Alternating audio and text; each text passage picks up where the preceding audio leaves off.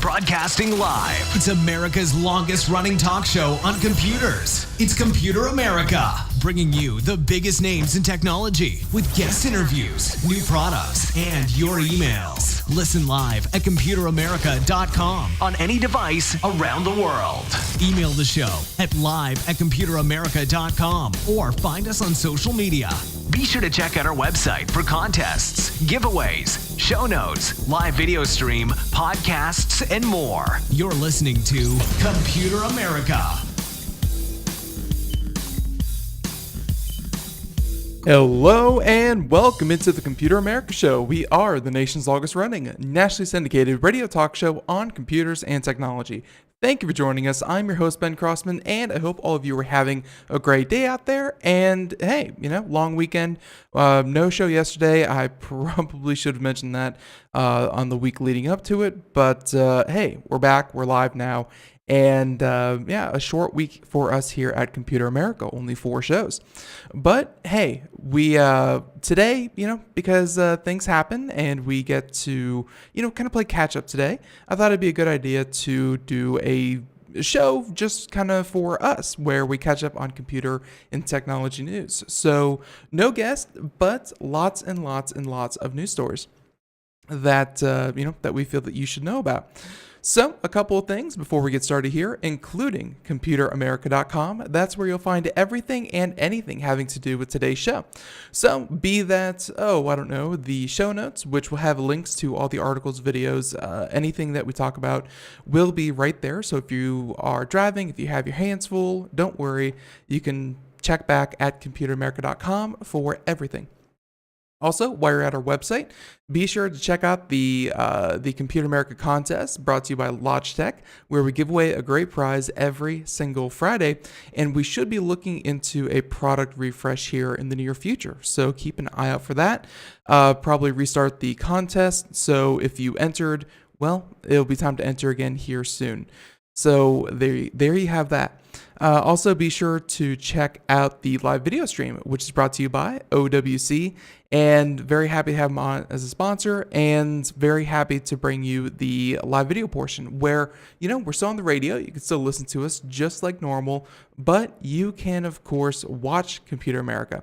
Just adds another element to what we do here on the program. So, with all that being said, and again, no guests today, so we're just going to go ahead and jump right into computer and technology news and plenty of stories to talk about. Why don't we go ahead and just jump right into it? So here we go, computer and technology news brought to you by OWC.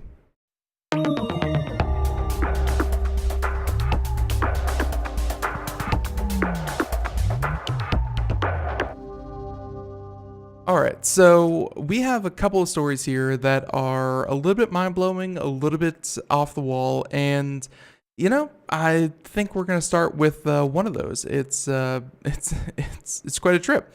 So we've reported before on a video game called Star Citizen, and if you haven't heard about them, they are a company that is making a massive game. And when I say massive, I mean the amount of area that you can explore within the game.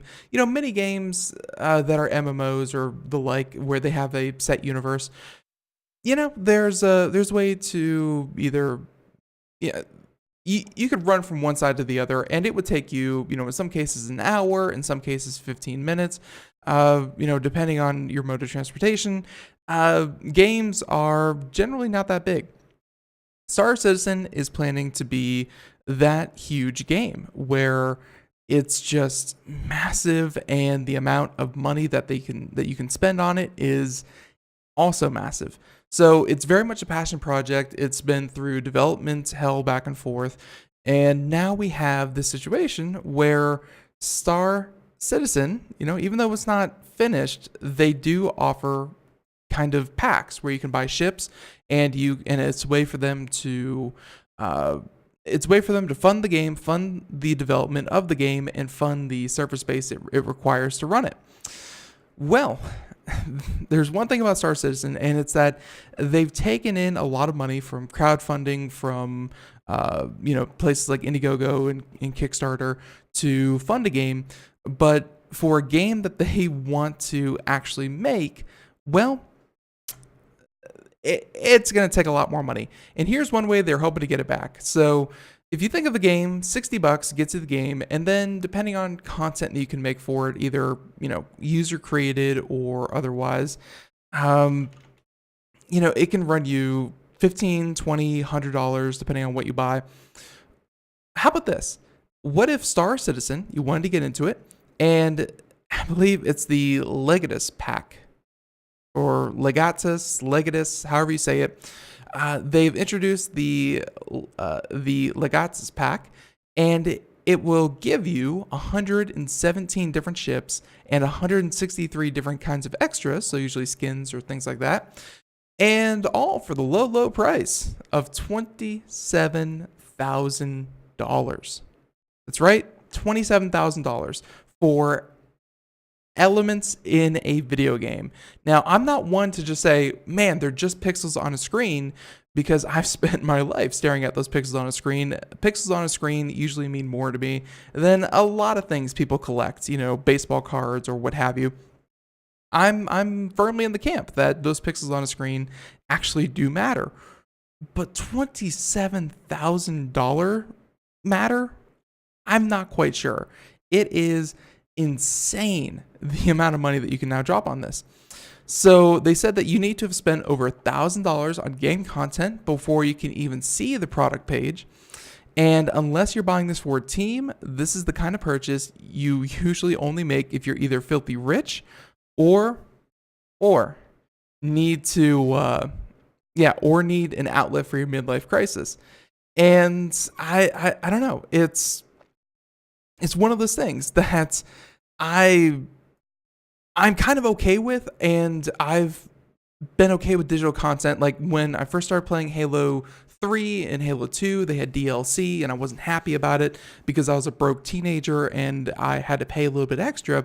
But at the same time, the way that companies are making money nowadays to support their games, read Fortnite, PUBG, Overwatch, any game that is massively profitable, you can kind of say, hey, we're going to make it through these digital content that you can unlock through paid purchases.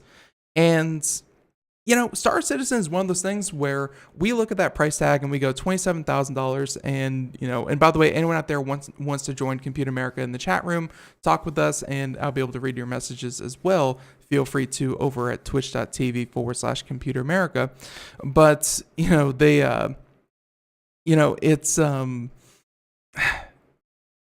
one of those things where digital content is how games are funded nowadays. That is the end of it. The $60 price tag that gets you in the door for a lot of games is not really the money that they're going to continue future development on. That's the money that they've made to make the base game. And whether or not that's a good thing, I think at this point doesn't really matter. It doesn't at all, because if a game like Star Citizen, which by the way has racked up over $200 million in crowdfunding since it started back in 2012, and if you think that's going down, think about this. $35 million of that $200 million was raised just last year. Their user base, their diehard fans, are not going to let this go away anytime soon. The problem is the game hasn't even reached beta testing. But hey, if you are as I said, if you're a team and you feel like dropping some serious money on this thing, because if you play Star Citizen, you probably have dropped a lot of money on this. $27,000 later. It's pretty crazy. So there you have it. We're going to leave it at that. Star Citizen, good luck. I hope a lot of people buy it so that you can finally put out a finished game. But until then, pretty crazy stuff. So let's go ahead and move on over to some of our other stories here. And we have, some pretty interesting ones. Okay. How about this one? So Facebook, them, they run the world, essentially. Well, In response to what's been happening with Cambridge Analytica and Facebook, user privacy, data, blah, blah, blah, we've heard a lot of responses from, let's say private companies who are very publicly deleting their Facebook pages, saying that, we don't condone what they're doing, so why do we even have a Facebook? We've seen outcry from, privacy organizations. We've seen outcry from politicians, but this may be a first where we're seeing outcry from an entire country. And this is happening in the form of Papua New Guinea. I know we don't talk, hey, we're a tech show, and we don't admittedly talk about Papua New Guinea at all. But hey, they made tech headlines where they will be banning Facebook for an entire month. Yeah, you heard me. Banning Facebook for an entire month in order to research the social network's effects on the population and to crack down on fake accounts. It's a different kind of research, I guess. I could never imagine something like this happening in the United States. So Papua New Guinea, they are the Papua New Guinea pig in this situation. Thank you. I love that. So, Sam Basil, the country's communication minister, said that the 1 month ban was to allow his agency to filter fake accounts and, adult content from the website. And the move comes as Facebook is facing criticism from users and lawmakers worldwide over its handling of user data, and of course through the 87 million compromised Facebook profiles.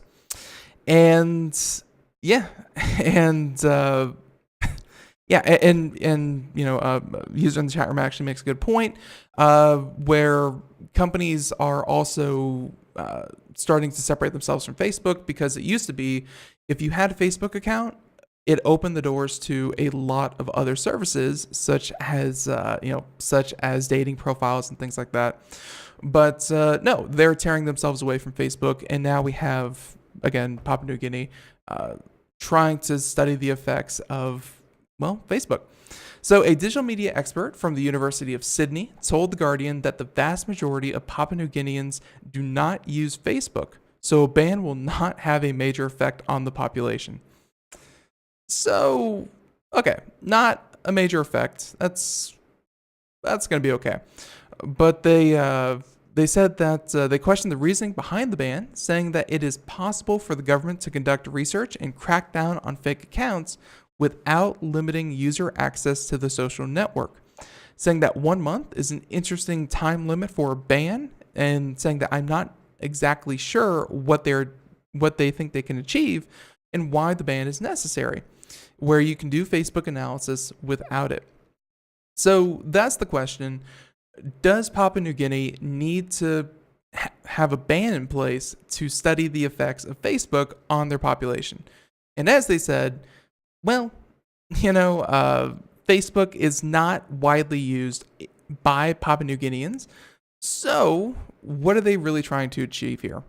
And the answer is, I think they're trying to make headlines. Honestly, that's the only thing that can spring to mind right now, is the fact that Facebook is a very easy punching bag because, they're very punchable, they're very large, and I don't think that any one country, let alone even the size of Papua New Guinea, could really make an impact or a dent in Facebook's bottom line.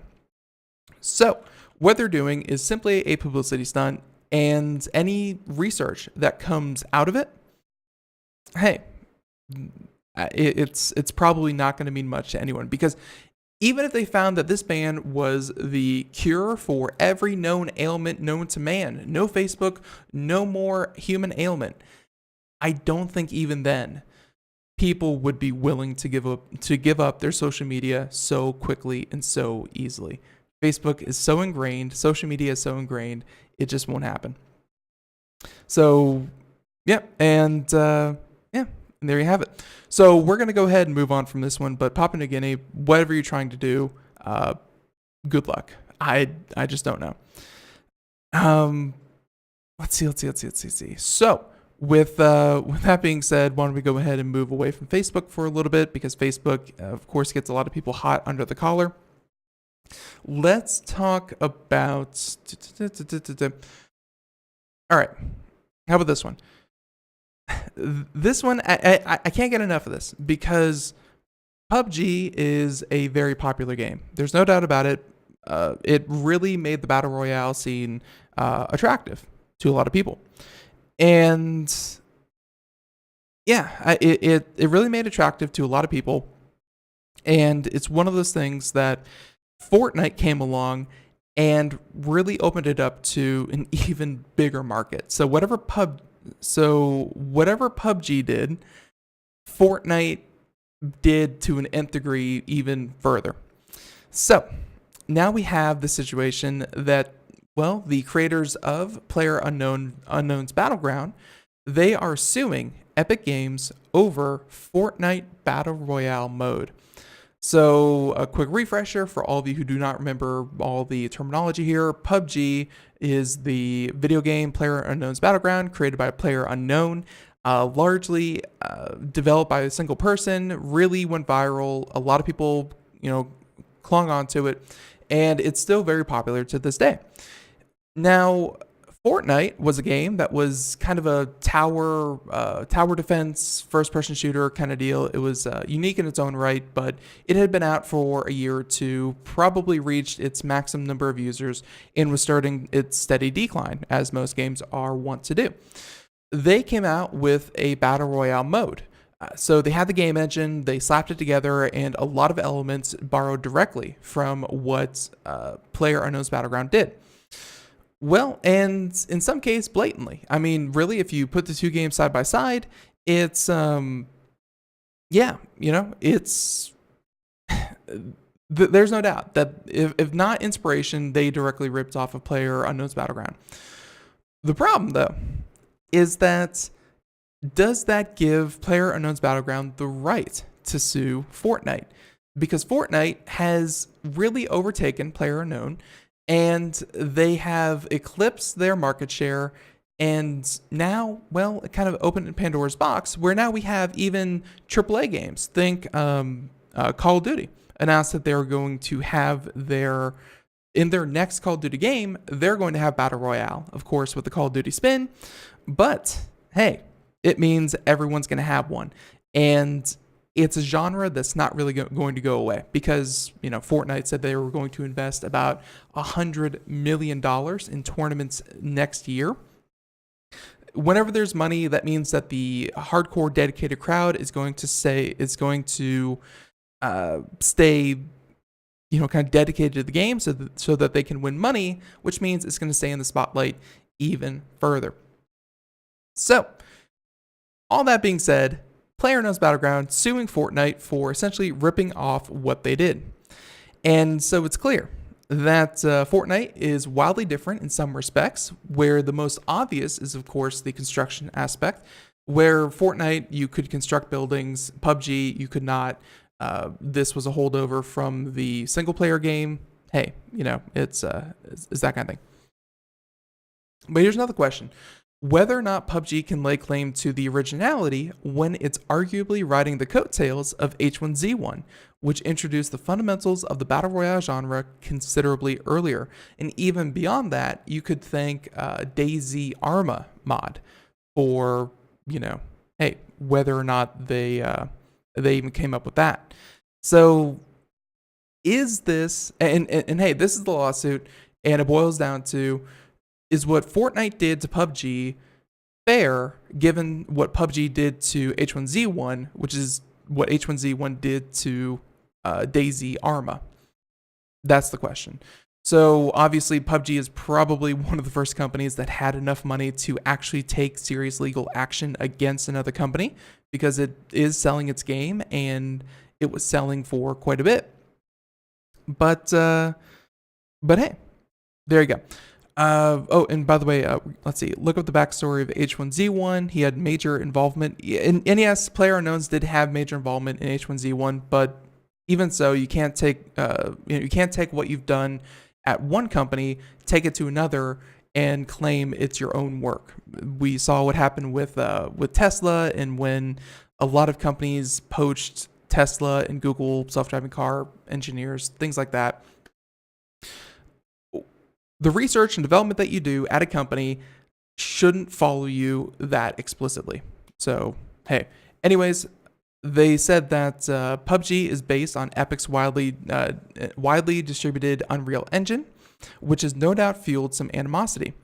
PUBG Corp had to watch as its technical partner riffed on its idea and quickly grew a larger audience, overtaking PUBG's concurrent player record in February and converting superstar live streamers like Ninja. And it's hard to imagine PUBG Corp not taking action regardless of the merits of its case. Epic, meanwhile, will profit from the engine licensing even if it loses, saying it's just a question of whether or not anything happens to Fortnite as a result of the legal battle. So it's so there you have it. You know, we're gonna kind of leave it there, but it's one of those things where it costs them nothing to sue. Well, it costs them however millions of dollars they're going to spend on lawyers and trying to build the case, but they have everything to gain from getting Fortnite to pay PUBG royalties for essentially starting the genre. And while personally, I really don't feel like they have any kind of case, they have that kind of money that other larger, and we see this from many larger companies in many different industries where they're competitors and they're going to have similar ideas because that's what the market tends to go towards is, you know, kind of whatever's popular, you emulate that. And it's just going to happen one way or the other. That money is going to be spent on lawyers, and whoever wins, Epic or PUBG, it's I don't know. There's no way. There's zero chance Epic is going to close down Fortnite, and there is zero chance PUBG is going to go out of business because of what Epic Games is doing. But hey, there you have it. So yeah, and by the way, one of our chatters in the chat room, John, is right. Where Apple and Samsung, they have the same arguments all the time. They throw tons of litigation towards each other, where you have situations like, I think about every year it goes back and forth, where Apple wins a lawsuit against Samsung for ripping off the iPhone, and then Samsung will win a lawsuit against Apple for ripping off their screen technology, and back and forth and back and forth. It happens all the time, and just kind of the nature of being in the same market. You're going to have similar ideas, especially if you start to borrow talent from one another. So there you have it. Okay, PUBG, that's it. And let's go ahead and move away from video games just for a little bit. And let's go ahead and move towards something a little, let's see. Okay, how about we move towards something not video game, but the person who, or at least the company that makes video games possible. And this is pretty darn cool.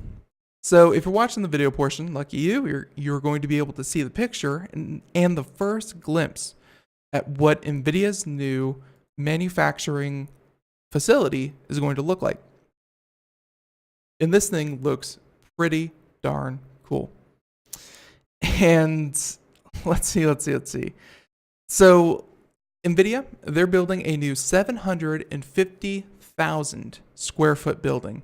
And you can see it there. Looks kind of kooky. I can only assume that those are, that those are solar panels on them. But here we go.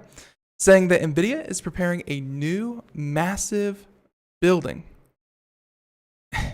Saying that, Nvidia is launching a new massive building in Santa Clara, California, and this is it.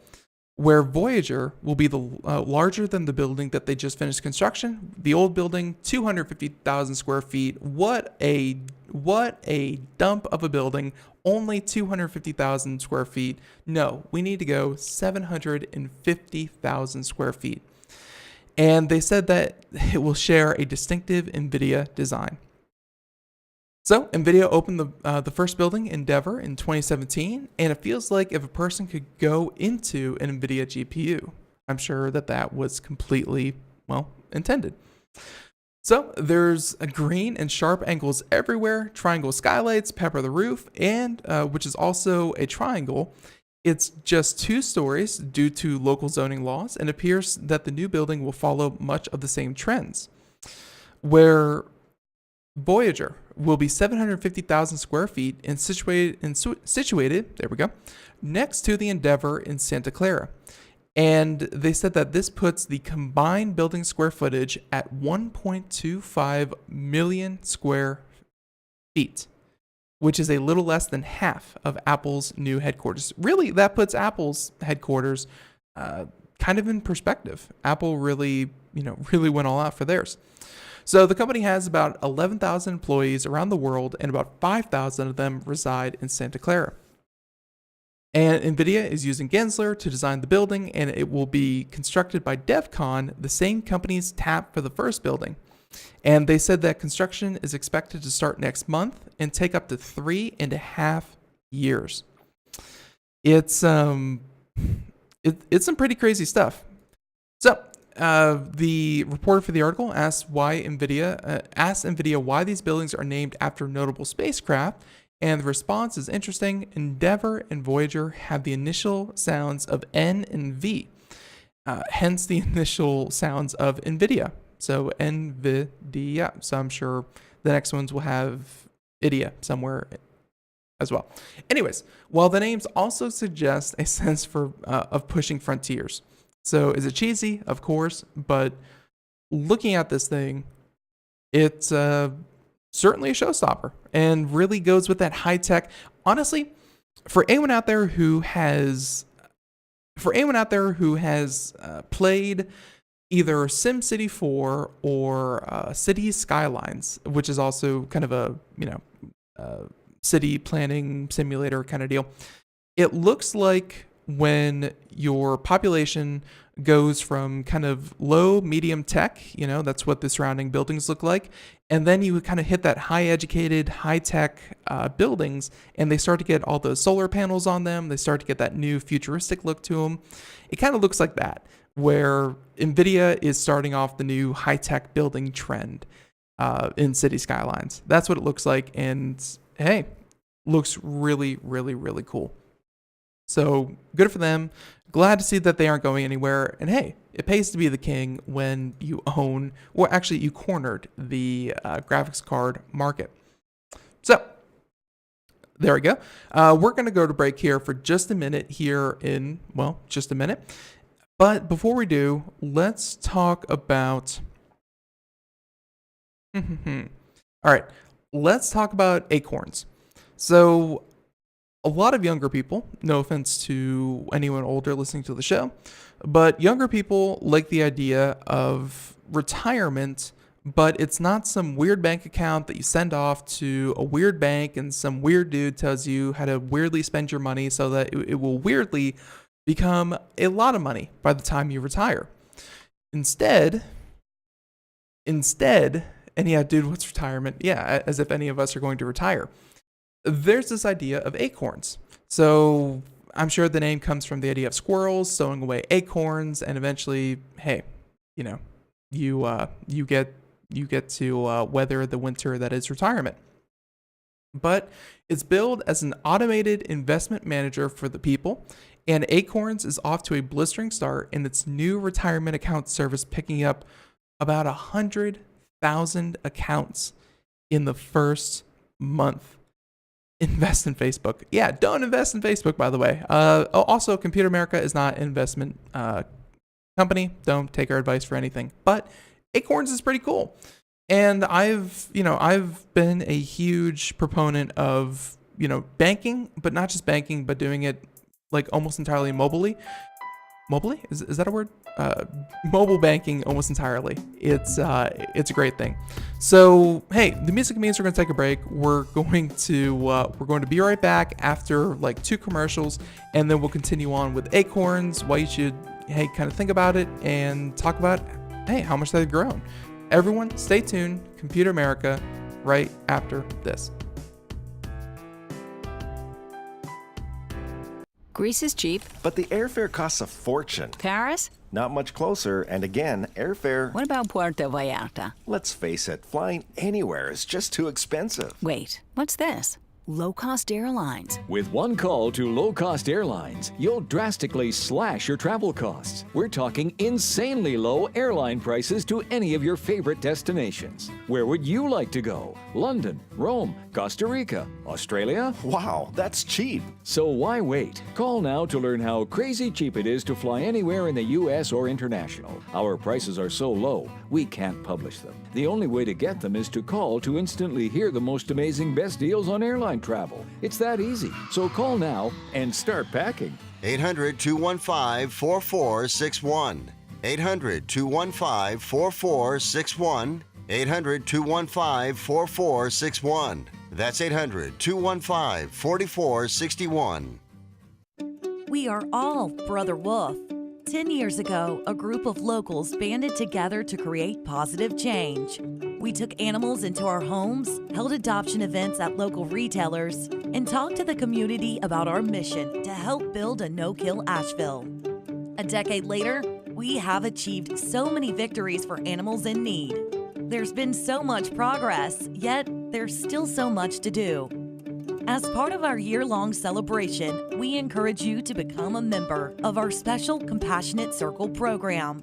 With a monthly donation of $10 or more, you will have behind-the-scenes access to the work we are doing at Brother Wolf. Our goal is to reach 1,000 members because we receive no government funding. Working together, we can help build and sustain no-kill communities. Learn more at compassionatecircle.bwar.org. We are a 501c3 tax-deductible organization.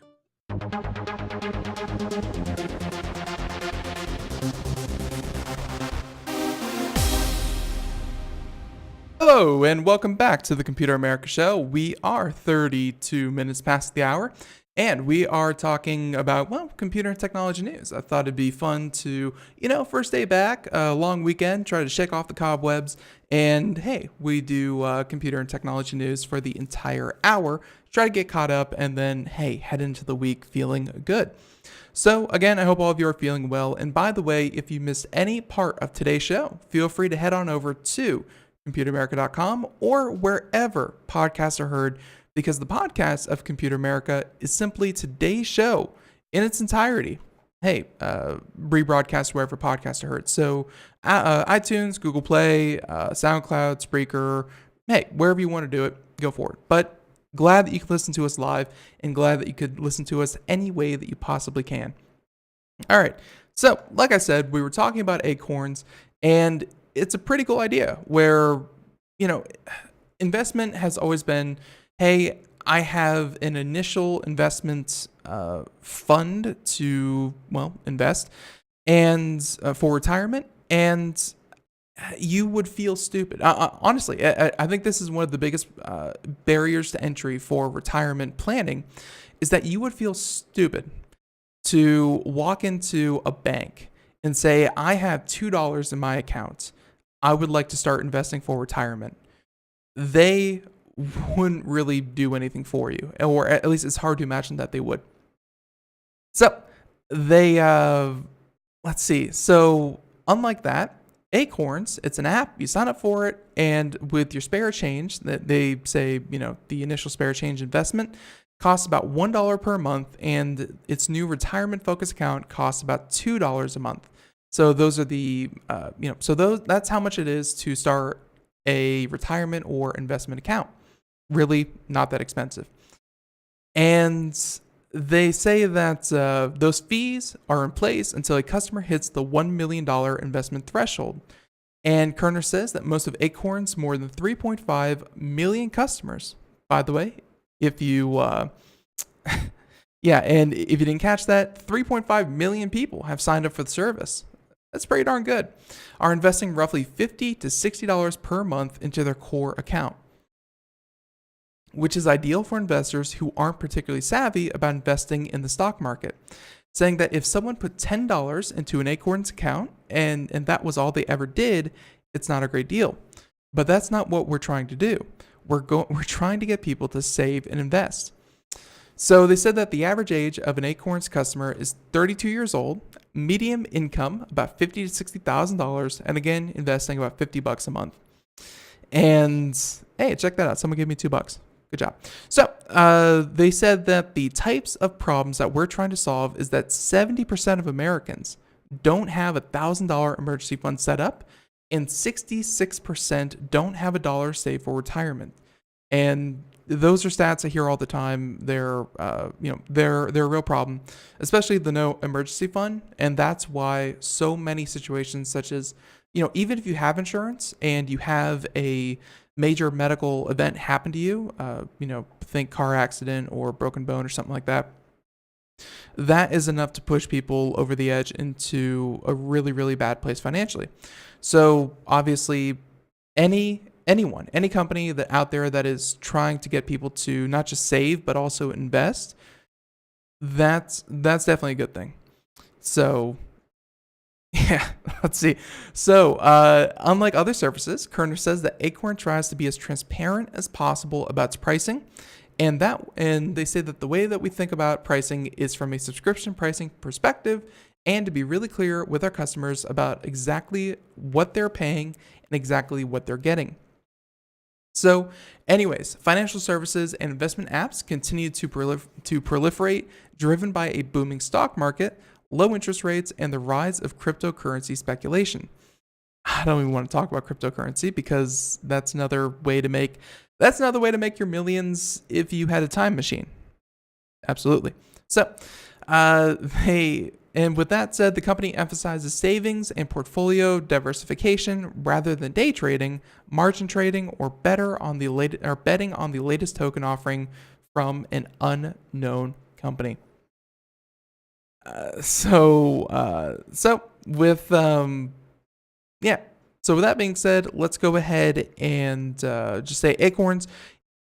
If you feel like you haven't tried saving, because I have tried this very easy to use app and a very easy way to kind of set it and forget it. And again, it's kind of hard to walk into a bank and say, set me up a retirement fund. I have no money currently. This is a way to just kind of get your foot in the door and get things rolling. So I definitely, and this one and another financial one you should look into is the app called I think Robinhood, where it takes like the cents that come out of every transaction and transfers them to Robinhood. So say if you spend like $3.14, it would then take 86 cents out of your account and put it into Robinhood. You get charged $4, Robinhood gets 84 cents, and you get to use that money. It's a simple, don't think about it way to kind of save money, which is my favorite way because my brain is torn in so many different locations. That's the less I have to think, the better of a human I am. All right. This next one, technology related. Here's the technology spin to it. What you say on social media, even though we all hate social media because Facebook gave away our data, what you say on social media has consequences. And this has not been more apparent than this example I'm going to give to you kind of today. And yes, one of the chatters actually guessed it. Roseanne Barr. My God. What happened to this lady? So last night about 11:45, if I recall the tweet, she made a comment, admittedly racist and admittedly in poor taste. And so she tweeted it. And by about noon today, I want to say about noon, her show had been canceled. So if you were looking forward to ABC running more Roseanne episodes, it was highly viewed in its first season back after 19 years. Then, well, you're out of luck. Cancels her show. Her talent agency dropped her, and all over a single tweet. One, by the way, that she deleted and she apologized profusely for, and that didn't matter. It's again, nothing is ever deleted from the internet. Be it things like be it things like the Internet Archive or and very simply here, screenshots and things like this. Even though she deleted it, even though she apologized, everything just kind of went up in smoke within the course of about 12 hours. And saying that she has money and she'll be okay. Well, I don't think anyone has enough money that they can turn up their nose and say, I don't want more money. So it's kind of a surprising thing. And the article does a good job of kind of outlining just how popular the show was, saying that it drew a massive 17.7 million viewers. And by the way, had great numbers with the core demographics of 18 to 49. And they said that, a lot has happened. The show was doing very, very well. For a new show, it was the best of the year. And one tweet later, everything's gone. So this is also kind of a PSA, because I know a lot of people did watch the show, and for all of its faults, I think Roseanne really struck a chord with with people who were nostalgic for the show that went off the air 19 years ago. But PSA, that show ain't coming back. There you go. So and by the way, John in the chat room is completely right. Freedom of speech and all that kind of jazz. She has the right to say it, but everyone else has the right to react in whatever way they choose is most fitting. So she said it, good for her, but at the same time, good for everyone else reacting the way they did. So there you go. That's all we're going to get into it. Not going to get into the racial implications of it, but more just social media is a very unforgiving and viral entity. So there you go. All right. Sad news. Let's go from sad news to some, I guess, happy news. And this is where artificial intelligence is finally proving to be useful. It's not just about identifying which squares have a stop sign in them. No, we are moving on to actual useful information when it comes to artificial intelligence. And they said that in January last year, scientists reported that artificial intelligence was almost as effective as identifying skin cancer as dermatologists. And I'm not a doctor. I don't know how hard it really is to identify. Sometimes you have to look at something and go, that's just a hairy mole, versus, oh yeah, that's probably going to kill you given enough time. I'm not sure how hard of a job that is, but it's one that we are looking to hand off to artificial intelligence. And less than 18 months later, it's getting even better, saying that in an experiment between a deep learning convolutional neural network, or CNN, and that's, by the way, not the news organization, but hey, the AI, and 58 dermatologists, researchers found that human dermatologists accurately identified 86.6% of skin cancer from a range of images, compared to about 95% for the AI. So that's pretty good. Considering that, AI is not going to replace doctors, but at the same time, AI will augment doctors. It will be a tool to use, just like an X-ray. We're going to run it through the CNN, again, not the news organization, and we're going to see what they say, and then we're going to come to an agreement. So they said that CNN missed a few melanomas, meaning it had higher sensitivity than the dermatologist. He added that it misdiagnosed fewer benign moles as malignant melanoma, which would ultimately result in less unnecessary surgery. So, hey, don't forget, this is also a cost-saving measure.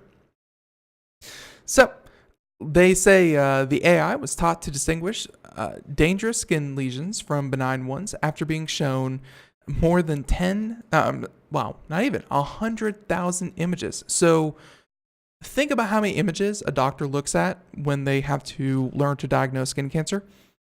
Probably a lot.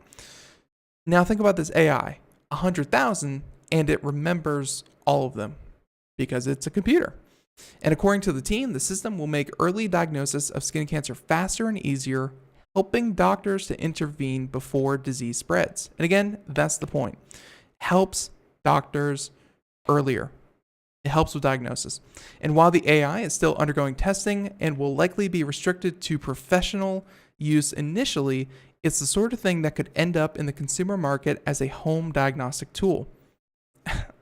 How awesome, how amazing would it be if you could say, hey, there's an app for skin cancer. You could take your phone, and believe me, your phone has a camera powerful enough that you could take an image of something on you and have it automatically generate and then decide, there's a 70% chance that's something you want a doctor to take a look at. You should go see a doctor immediately. It's not inconceivable that this could be within, the next couple of years that you could diagnose skin cancer from home. So pretty darn cool. All right. So AI is doing a lot of great things, and I know that between identifying glaucoma and identifying skin cancer and identifying many other aspects of our health, medicine and AI are working very, very well together, and we're expect to see it a lot more. So, yeah, let's go ahead and move on. Let's see. All right, we only have time for like 2 or 3 more stories. Getting through a lot though, so hey, this has been a lot of fun. Let's talk about this one. All right. I don't know why Google said, everyone freaked out when Amazon asked permission to open my front door. And Google said to themselves, we need to get in on that racket. We need to make people uncomfortable in their homes as well. Well, good job, Google. You as the consumer now have the ability, if you have a Google Assistant, to unlock your Slage's Sense deadbolt. So think of a deadbolt, pretty old tech, not a lot of ways to really get through it. You have to bust the door down to get through a deadbolt, or have the right intonation in your voice to sound like the user of the Google Assistant. So here we go. It's saying that Slage's Sense Smart Deadbolt is now compatible with Google Assistant, giving users with enabled devices voice control over their lock. By saying, is my door locked? And I'm not going to say the phrase to activate the Google Assistant because I'm not that mean, but it gives you things such as, is my door locked, or lock my door. And they said that the Sense owners can check on the status of their deadbolt or lock it using Google Assistant, where the company announced that Google Assistant support was on the way during CES earlier this year. So the locks also work with Siri. I don't know if Siri works with Siri, but they also work with Siri. And the company introduced the ability to unlock Sense deadbolts with Alexa earlier this month. So equal opportunity digital assistant employer. Pretty cool.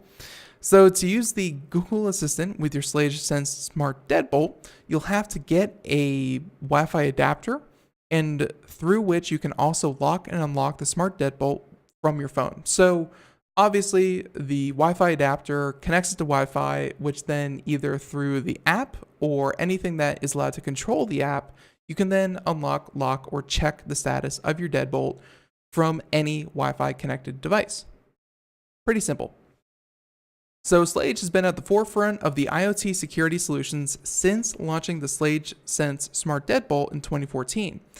Saying that this new integration and functionality is a testament to our ongoing commitment to raise the bar for innovation, convenience, and security. And I'm not really one of those people that says that, well, the minute you connect it to the internet is the minute you make it hackable, which makes it just wholly unsafe, because we've heard arguments like that before. And my favorite argument against it is always, well, if you want to get into a house you can hack into their Wi-Fi. You could crack their password using AES encryption cracker, whatever. It takes 14 years. So 14 years later, you're into their router. You sniff their traffic. You sniff the packets. You locate the deadbolt. You get onto the network. You unlock the deadbolt all through the Wi-Fi. And within a short 15 years or so, you have unlocked their deadbolt. And then the other side of the argument is, well, you could have picked up a brick and thrown it through the window and opened the window. It's like, I'm kind of okay with making smart locks hackable, because don't get me wrong, as soon as you connect into the internet, they are hackable. I'm kind of okay with it, because if people really wanted to get into your home, then they could do that anyways. They could do it with a sledgehammer. They could just bust your deadbolt down. But, to think that the software is the limiting factor in all this, maybe, if there's some massive vulnerability that hasn't been identified yet. But until that happens, and until that happens for the first time, I'm kind of okay with it, because the handy dandy rock is always available if you really want to get into someone's home. So thinking that the deadbolt connected to the internet is the problem, probably not so much. So there you go. All right. So Google Assistant can now lock, and it didn't say anything about unlocking. To be clear, you can't unlock the door from the Google Assistant, but you can lock it. So there you go. So there's that story. All right. This is something that you probably noticed if you happen to be in an emergency room and you had location services on. So sometimes you get into an accident. You need to go to an ER and it's a problem. But here's the thing. If your phone is on with, again, location-based services, you may be receiving injury lawyer ads for weeks. Check that. So with digital traps in hospitals, there's no need for personal injury lawyers to chase ambulances these days. Law firms are using geofencing in hospital emergency rooms to target advertisements to patients' mobile devices as they seek medical care, according to Philadelphia Public Radio Station. And Philadelphia Public Radio Station, WHYY, or Y.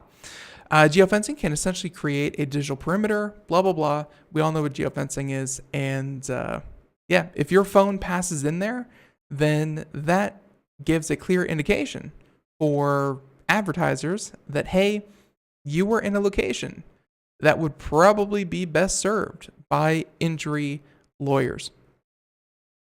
And they said that private medical information should not be exploited this way. And that was the Attorney General, and that's what they told WHYY, especially when it's gathered secretly without a consumer's knowledge, without knowledge or consent.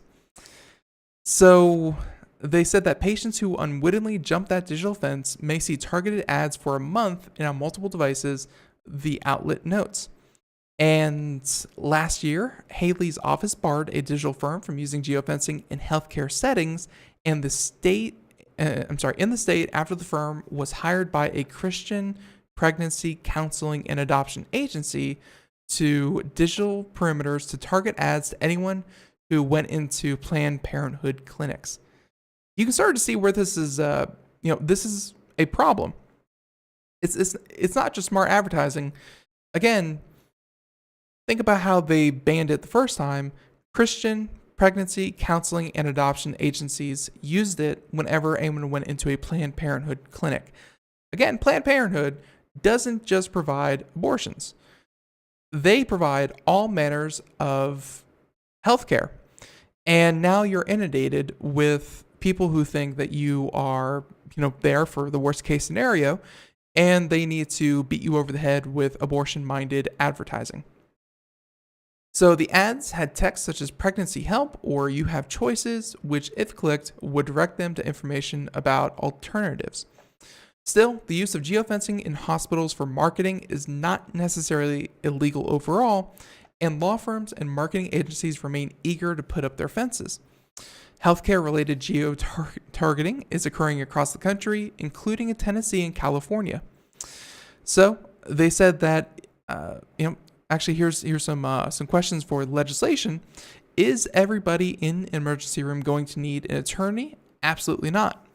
But people that are going to need a personal injury attorney are more than likely at some point going to end up in an emergency room.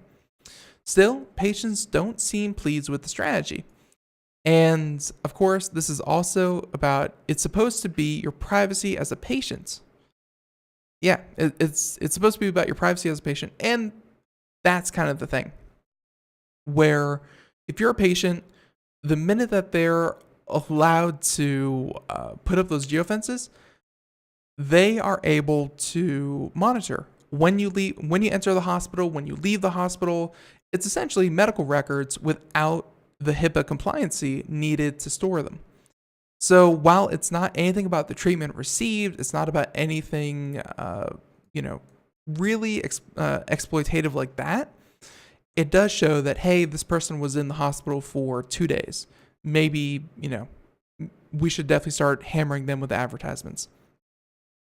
So there you go. And I really think this is an issue we're going to hear more and more about as it develops, because geofencing just doesn't seem like a good strategy. It really doesn't. It does seem invasive.